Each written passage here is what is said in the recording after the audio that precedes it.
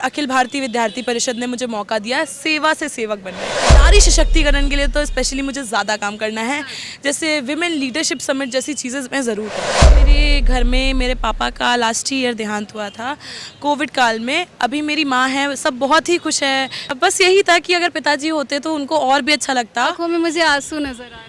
नहीं, बस ये तो जीत की खुशी है। अन्य संगठनों की उनका तो नोटा से भी कम उनको वोट मिले हैं, तो उनके लिए तो क्या ही बोलूं मैं। चुनावी मेढक जैसे होते हैं ना, 15 दिन पहले आके ढोल नगाड़े बजाएंगे, फिर चुनाव के बाद गायब हो जाएंगे, ऐसा अखिल भारतीय विद्यार्थी परिषद नहीं है।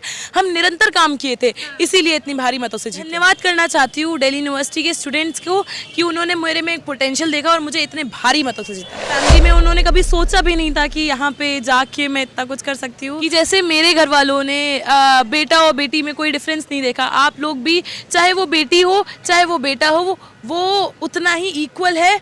और आप अपनी बेटियों को भी यहाँ पे भेजिए, और वहाँ यहाँ पे सुरक्षा की जिम्मेदारी अखिल भारतीय विद्यार्थी परिषद अपराजिता भी लेती है। जी, अपराजिता लेती है। ट्यूसू 2023 चुनाव का रिजल्ट आ चुका है, जिसमें यूपी की बेटी ने सचिव की पोस्ट पे बहुत बड़ी जीत हासिल कर ली है। सबसे पहले अपराजिता, आपको बहुत बहुत कॉन्ग्रेचुलेशंस, और बहुत खुशी की बात है कि आप यूपी से आकर दिल्ली में अपना डंका बजा रही हैं। जी, बहुत बहुत धन्यवाद। ये तो सब प्यार है दिल्ली विश्वविद्यालय के जो भी छात्राएं हैं, उनकी शक्ति है। अगर उनको लगा कि मैं डिजर्विंग हूँ, उन्होंने वोट दिया और इस भारी मार्जिन से मुझे जिताया। दिल्ली में इतनी बड़ी जीत हासिल कर पाना, वो भी दिल्ली विश्वविद्यालय में, तो क्या क्या चुनौतियाँ रही हैं आपके सामने, क्या क्या फेस करना पड़ा? जब मैं पहली बार दिल्ली आई तो मेरे में एक राष्ट्रवाद की तो भावना थी ही, तो मैंने अखिल भारतीय विद्यार्थी परिषद ज्वाइन किया। जब पहली ईयर में थी तो मैं वहाँ पे यूनिट होती है कॉलेज में, उसकी वाइस प्रेसिडेंट बनी, उपाध्यक्ष बनी। उसके बाद में निरंतर, चाहे कोविड का काल हो, चाहे कॉलेज खुले हो चाहे बंद हो, निरंतर काम किया। चाहे वो बस्तियों में हो, चाहे कोविड में सेवा का कार्य हो, चाहे बच्चों को बस्तियाँ पढ़ाना हो, स्टूडेंट्स के बीच में सेवा का भाव। और सेवा से बहुत सारे स्टूडेंट्स जुड़ते हैं, क्योंकि एक सेवा ऐसी चीज़ है ना जो अंदर ही अंदर हर एक इंसान में होती है। इसी वजह से शायद मुझसे बहुत सारे लोग जुड़े और अखिल भारतीय विद्यार्थी परिषद ने मुझे मौका दिया सेवा से सेवक बनने का। अच्छा, सेवा से सेवक बनने का मौका तो मिल गया, तो क्या सेवा अलग होगी और क्या ऐसा आप करेंगे कि लोग आगे आपको और भी पसंद करेंगे? मेरा यही मोटिव है कि जैसे ही मैं डूसू में अभी आ गई हूँ, तो जितने भी स्टूडेंट हैं, मैक्सिमम टू मैक्सिमम स्टूडेंट तक ही रीच करूँ और उनकी जो भी प्रॉब्लम है उनको रिजॉल्व करने की कोशिश करूँ। और नारी सशक्तिकरण के लिए तो स्पेशली मुझे ज़्यादा काम करना है, जैसे विमेन लीडरशिप समिट जैसी चीज़ें मैं ज़रूर कराऊँगी। अच्छा, अभी महिला आरक्षण बिल भी पास हो चुका है, और ऐसे ही खास मौके पे आपको इतना बड़ा पोस्ट मिला है काम करने के लिए, सेवा करने के लिए, तो नहीं लगता कि आपके लिए प्लस पॉइंट हो गया है? सबसे पहले तो मैं गवर्नमेंट ऑफ इंडिया को थैंक्स बोलना चाहती हूँ कि वो ऐसा एक बिल लाए स्पेशली विमेंस के लिए। तो ये एबीवीपी भी वेलकम करता है, और मैं बहुत ज़्यादा खुशनसीब हूँ कि इसी टाइम पे जब मैं यहाँ पे सेक्रेटरी की पोस्ट पे आई हूँ, उसी टाइम ये बिल आया है। तो हाँ, जो दिल्ली यूनिवर्सिटी में स्टूडेंट्स पढ़ने वाली हैं, उनमें कैसे लीडरशिप आए, कैसे और भी छात्राएं आने वाले समय में डूसू में आए, चारों सीटों पे आए, प्रेसिडेंट की पोस्ट पे आए, इस चीज़ के लिए काम मैं ज़रूर करूँगी। करीब 2 से 3 साल के बाद ये छात्र संघ चुनाव हुआ है, तो आपको डर नहीं लग रहा था कि क्या क्या होगा, क्या मैं जीत पाऊंगी या फिर कितने मार्जिन्स आएंगे? डर नहीं था, क्योंकि निरंतर काम किया है। चाहे वो कोविड काल हो, उसमें भी 365 दिन 24 घंटे अखिल भारतीय विद्यार्थी परिषद ने काम किया है। चाहे वो सेवा के लिए हो, चाहे वो स्टूडेंट वेलफेयर के लिए हो। कोविड काल में जब दूर से आने वाले छात्र यहाँ पे फंस गए थे, तो चाहे विजयनगर के पीजीज़ हों, चाहे मुखर्जी नगर हो, हर जगह तक ही फूड पैकेट्स पहुंचाना और राशन पहुंचाने का काम एबीवीपी ने किया था।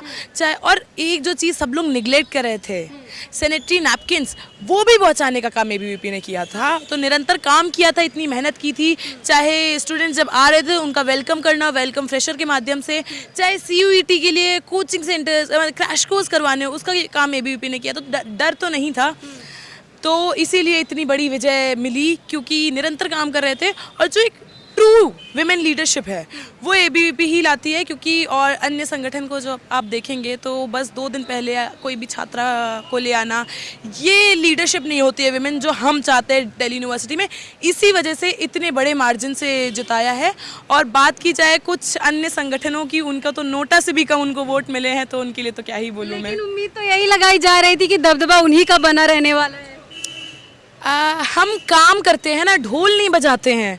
तो जो हम स्टूडेंट तक की रीच किए, जब काम किए एक एक स्टूडेंट तक की, उनको पता था उनके लिए कौन काम कर रहा था, तो हमें कोई ढोल नगाड़े पीटने की ज़रूरत नहीं थी। 15 दिन पहले, इलेक्शन से पहले, जैसे वो लोग आ गए थे, चुनावी मेढक जैसे होते हैं ना, 15 दिन पहले आके ढोल नगाड़े बजाएंगे, फिर चुनाव के बाद गायब हो जाएंगे, ऐसा अखिल भारतीय विद्यार्थी परिषद नहीं है। हम निरंतर काम किए थे, इसीलिए इतनी भारी मतों से जीते हैं। तो आप श्रेय किसको देना चाहती हैं, अपनी जीत का और सभी के जीत का? मैं श्रेय अपने संगठन अखिल भारतीय विद्यार्थी परिषद को ही देना चाहूँगी, जिसने एक छोटे घर से आई हुई, मतलब एक छोटे से ज़िले से आई हुई, मध्यम वर्ग से आई हुई छात्रा को ये मौका दिया। उन्होंने एक पोटेंशियल देखा कि बाहर से आने वाली जो छात्राएं हैं वो भी यहाँ पे आके डूसू चुनाव में रह सकती है, तो ये मौका ABVP ने दिया। और धन्यवाद करना चाहती हूँ दिल्ली यूनिवर्सिटी के स्टूडेंट्स को कि उन्होंने मेरे में एक पोटेंशियल देखा और मुझे इतने भारी मतों से जिताया। बहुत सारे लोग बहुत पैसे भी लगाते हैं, बहुत मेहनत करते हैं, लेकिन ये जीत नहीं मिल पाती है। आप यूपी के जौनपुर जिले से आके यहाँ पर अपनी जीत का डंका बजा दी हैं, तो कितना मुश्किल रहा है और क्या लग रहा है कि अब क्या कुछ इनके लिए? लगभग 13,000 का मार्जिन मिला जिसमें मैं जीती। यहाँ पे लोगों को पता है कि जो DU में स्टूडेंट्स आते हैं उनको पता है कि सिर्फ और सिर्फ फ्री के पिज़्ज़ा बांटने से उनका वोट ऐसे बिकाऊ नहीं है। जो एक फ्री पिज़्ज़ा दे देंगे तो वो वोट कर देंगे, या फिर वो फ्री के चॉकलेट्स बांट देंगे।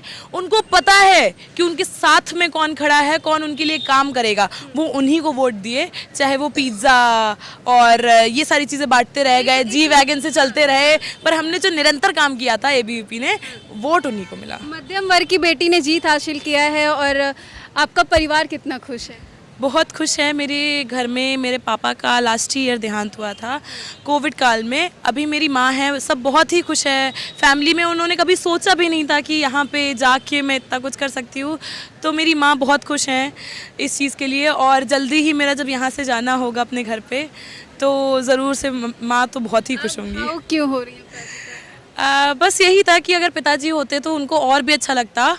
मेरी माँ भी बहुत खुश हैं, तो यही है। जीत का श्रेय तो मैं अपने संगठन को ही देना चाहूँगा और अपनी फैमिली को, कि उनको एक पोटेंशियल लगा एक छात्रा में कि उन्होंने मुझे ऐसा मौका दिया DU में पढ़ने के लिए। आंखों में मुझे आंसू नजर आ रहे हैं। नहीं, बस ये तो जीत की खुशी है।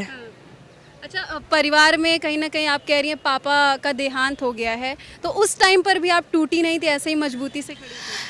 जब मेरे पिताजी का देहांत हुआ था उसके बाद में मैं संगठन में भी निरंतर तब भी काम करती आई थी, और संगठन में विस्तारक फुल टाइमर हमारे संगठन में होते हैं जो अपने परिवार से दूर जाके और करियर को छोड़ के काम करते हैं सिर्फ भारत माता के लिए। तो 1 साल के लिए मैं विस्तारक भी रही, जिसमें मैंने निरंतर काम किया उस टाइम पर भी। और परिवार से दूर एक परिवार मिला जो इतने, जैसे प्रफुल्ल भाई साहब मिले पिताजी के रूप में। यहाँ पे और भी बहुत सारे लोग थे, राम जी जो हमारे प्रांत संगठन मंत्री हैं, आनंद जी, अक्षित भैया जिससे पहले डूसू में प्रेसिडेंट रहे हैं, उन सबका साथ मिला, शिवांगी दीदी। आप किन से इंस्पायर रही हैं ये? हमारी जो इससे पहले जॉइंट सेक्रेटरी थी शिवांगी खरवाल, उनको मैंने देखा था और वो भी बहुत डाउन टू अर्थ रही थी। तो मेरा भी यही है कि मैं हर एक स्टूडेंट तक ही, जैसे वो लोग यहाँ पे हैं उनके बीच में जाके प्रॉब्लम पूछना। और हमारे प्रेरणा स्रोत तो एक ही हैं, विवेकानंद जी, तो उनसे इंस्पायर होके आज मैं यहाँ पे। अच्छा, DU में सबसे ज़्यादा अगर छात्राओं की बात करें, छात्राओं में क्या इश्यूज़ या क्या दिक्कतें देखने को मिलती हैं? जो सबसे ज़्यादा जो छात्राओं में जो इशू है वो है कि विमेन सेफ्टी का। तो ABVP इससे पहले भी अगर कोई भी विमेन से रिलेटेड इशू आया है तो निरंतर उसके लिए भी प्रोटेस्ट उसने किया है। चाहे जब बात आई थी निर्भया की, तो सबसे पहले उसके लिए आवाज़ उठाने वाला संगठन एकमात्र था, वो तो अखिल भारतीय विद्यार्थी परिषद। चाहे बात आई थी लावण्या की, चाहे दिल्ली विश्वविद्यालय में भी कोई भी ऐसा मुद्दा होता है, महिलाओं का हो चाहे स्टूडेंट्स का हो, उसके लिए सबसे पहले जो आवाज़ उठाने वाला संगठन रहा है हमेशा से, वो अखिल भारतीय विद्यार्थी परिषद रहा है। छोटे गाँव कस्बों को लोग सोचते हैं कि हम अपनी बेटी को दिल्ली जैसे यूनिवर्सिटी में या फिर दिल्ली में नहीं भेजेंगे पढ़ने के लिए, क्योंकि जो केसेस आ जाते हैं उनको सुन के वो डर जाते हैं। तो क्या लग रहा है कि अभी उनको अपनी बेटी को भेजना चाहिए, क्योंकि आपको भी आपके घर वालों ने भेजा है, तो दिल्ली में वो बेटियां कुछ ऐसे कमाल आपकी तरह कर पाएंगी या फिर गांव में ही रह जाएंगी? नहीं, इस चीज़ को मैं सबसे आग्रह करती हूँ कि जैसे मेरे घर वालों ने बेटा और बेटी में कोई डिफरेंस नहीं देखा, आप लोग भी, चाहे वो बेटी हो चाहे वो बेटा हो, वो उतना ही इक्वल है। और आप अपनी बेटियों को भी यहाँ पे भेजिए, और वहाँ यहाँ पे सुरक्षा की जिम्मेदारी अखिल भारतीय विद्यार्थी परिषद अपराजिता भी लेती है। जी, अपराजिता लेती है, मैं खुद लेती हूँ। तो देखिए, छात्र संघ चुनाव 2023 के रिजल्ट में अपराजिता ने जीत दर्ज की है। इनसे ये हमारी खास बातचीत आपको कैसी लगी, कमेंट सेक्शन में जाके हमें ज़रूर बताइएगा। जाते जाते हमारे दर्शकों को क्या बोलेंगे? धन्यवाद आप सभी को कि आपने इतने भारी मतों से मुझे जिताया। मैं आपकी बहुत बहुत शुक्रगुजार हूँ और ऐसे ही आप भी राष्ट्रवाद के लिए काम ज़रूर करिएगा।